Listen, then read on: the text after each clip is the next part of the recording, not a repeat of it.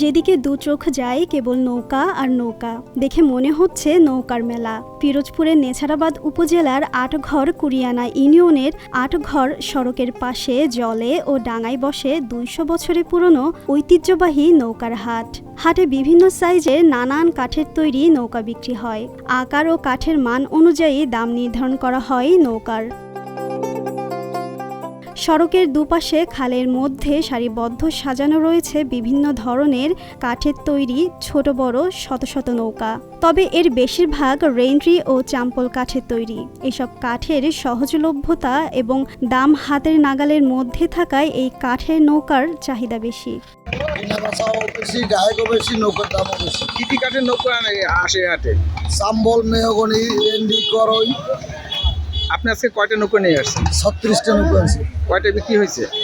বিক্রি করছি 22টা।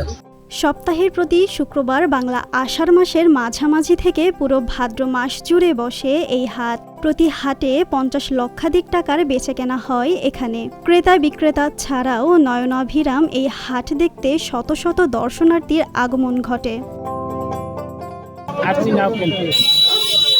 কি করবেন নাও দিয়া? গরুর ঘাস কাটনি। নৌকা কিনতে আসছি 2টা, কোলা গরুর ঘাস কাটতে। নৌকার দাম চড়া। 200 বছর ধরে এ হাট বসলেও এখনো কোনো আধুনিকতার ছোঁয়া লাগেনি এখানে। যাত্রী ছাউনি, ওয়াশরুম, বিশ্রামাগার কিছুই নেই। এতে অনেক সময় হাটে আসা ক্রেতা বিক্রেতারা পড়েন ভোগান্তিতে।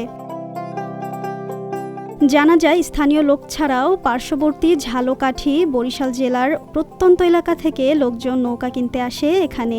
8 হাত থেকে শুরু করে 12 হাত সাইজে নৌকা পাওয়া যায় এখানে। মাছ মারা, গোখাদ্য সংগ্রহ, নার্সারি কাজ সহ বর্ষা মৌসুমে চলাচলে ব্যবহার হয় এই নৌকার। আজকের প্রায় 16-17 বছর যাবত আমাদের এই বাজারে আপনারা দেখবেন একটা টলঘর নাই, মিনিমাম 10টা টলঘর দরকার। একটা ডিপ টিউবওয়েল, বিশুদ্ধ পানি খাওয়ার কোনো ব্যবস্থা নাই। মানুষজন আসে, তারা একটা ওয়াশরুম ইউজ করতে পারে না। আপনি জেনে খুশি হবেন যে একটি ভাসমান নৌকার হাট, যেটা 200 বছরের একটি পুরনো ভাসমান হাট, সেটি আসলে কোনো তদারকির অভাবে সেটি এখন প্রায় বিলুপ্তির পথে।